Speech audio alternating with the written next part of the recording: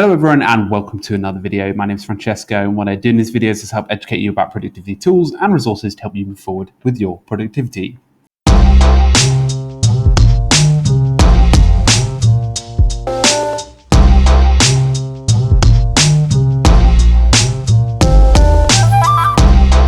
So in this session, what I'm going to be doing is running over Dropbox and a few of the recent changes they've made to some of the productivity tools and features embedded inside the service. What I wanted to do is quickly run over these very quickly, just so that you have an understanding of what these tools are and how to maximize them. For the show notes, what I'll do is I'll make the link dropbox.com/productivity available in the description so that you can watch this fantastic video at the start. It does explain some of the features in context to an idea building session, so it will be useful for you to view that video too. Okay, so let's get stuck in. As you can see here, they've made capturing ideas a little bit easier inside of Dropbox. As you can see on the left over here, you can see that they've added a feature on iOS to make it easier to scan documents. That's actually being able to scan them in, and I'll show you that below. Upload any photos natively from your iOS or Android device, and also create and upload a file, which is brilliant. So you can upload anything in the Microsoft Office ecosystem. I'll talk about that a little more as we go down. The scan document feature was quite interesting.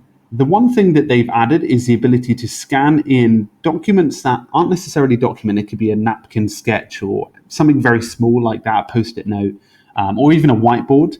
So that you can easily turn that into a PDF right from the mobile application and actually have that on the web for you to, in Windows application for you to check out later. So the actual scanning ability is pretty good. What I've done in the past is actually tried it out and I found it very useful. I really like the way that they've kept it very simplistic, very similar to Evernote. Although Evernote are making some changes to this photo importing service, which is good. I find that Dropbox's one is slightly more effective. So now they've also made sharing from the desktop available, which is quite interesting. So you can now share directly to email addresses and choose what kind of access they have right from the desktop, which is quite powerful, allowing you to share the files and folders that your team can work on. So the Dropbox Badge is something that's been around for a while now. They've got it on the Mac and Windows version. It's very cool. So now you can actually see who exactly is viewing a document just with this cute little pop-up. So as you can see here, this cute little pop-up that allows you to see the person viewing the document in your team, which can be really valuable. You can jump into conversation then straight after with them, or you can talk to them separately on a service like Slack to then discuss. So over here, they've got a new file request area where you can actually request access to certain folders or files inside of Dropbox. And that's quite powerful because other team members can get involved and request certain items. So they've also allowed Microsoft co-authoring inside of Dropbox as well. So now what you can do is you can collaborate with Microsoft Word online. Instead of actually having to, so it's very similar to Google Drive where you can edit together online, but you can collaborate that now with Dropbox, which is quite beneficial. One of the features that I've most liked out of all of the productivity features that they've added recently is the commenting abilities. You can now resolve comment abilities, reply, and actually it looks great when you're actually talking to people, whether they're inside the company or outside the company, especially when they've got a profile photo and it kind of looks very colorful on that page. The preview page inside of anything in Dropbox, so we're talking Excel, Photoshop, PowerPoint files, being able to see that before you actually go into edit it or share it or open it in whatever document that is external, that's beneficial. You've also got the ability to comment anywhere on a preview as well, which is very nice. Something small, and you can also tag people and add emojis and allow other people to be notified of that, which is beneficial, especially for the design team as well. They've also boosted up security inside of Dropbox, allowing you to securely share and always monitor and control who actually has access to all of the viewing and editing of each folder and file, which is nice. They also have a really nice version history that lets you recover any edits over the past 30 days which is always beneficial.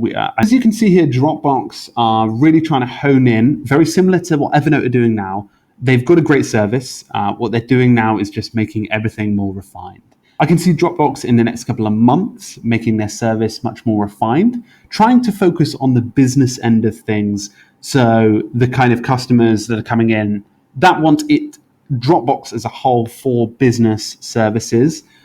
They'll also be adding some kind of more Asana, Slack sort of functionality to all of these, very similar to Quip. Quip is something that, if you haven't heard of Quip, quip.com, very similar to Dropbox, allows you to create and share documents, and also have the ability to edit them too.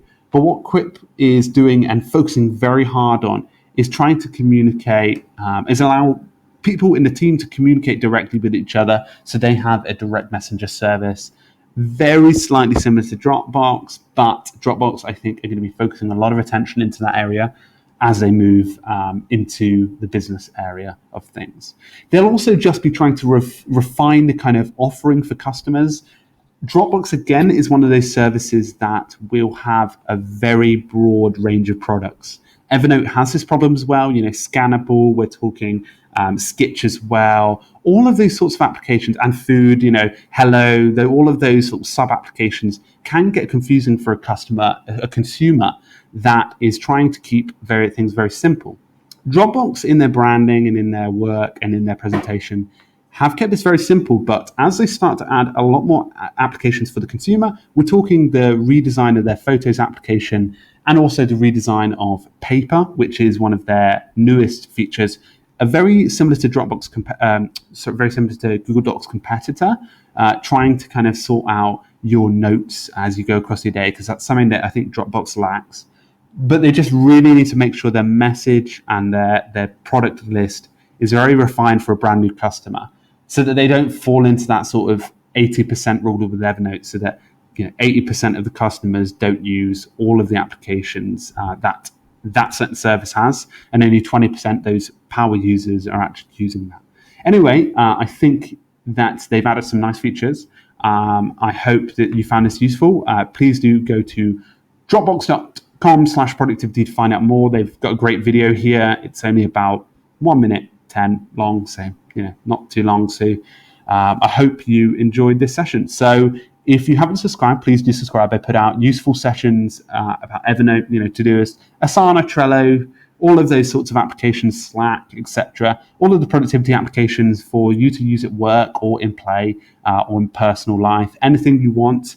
And I'll try and cover it in the context of that situation. And also go over the brand new features so you can keep updated with everything there. Another little push as well, if you don't follow me on my weekly email, you can follow me on my weekly email. I put out really great Product Hunt features that I really like. So things that I see on Product Hunt that I think deserve definitely a click or two. Things that I think you'll like in the productivity space and tech space too. I'm also going to be putting a lot of time into some new blogging as well, so you can follow it there too. I'll include everything in the description. If you'd like to email me to there about anything specific inside of Dropbox that you'd like me to cover, then just let me know. Thank you very much, everyone. Make sure to have a great week. Keep productive, and I'll see you guys very soon. Cheers.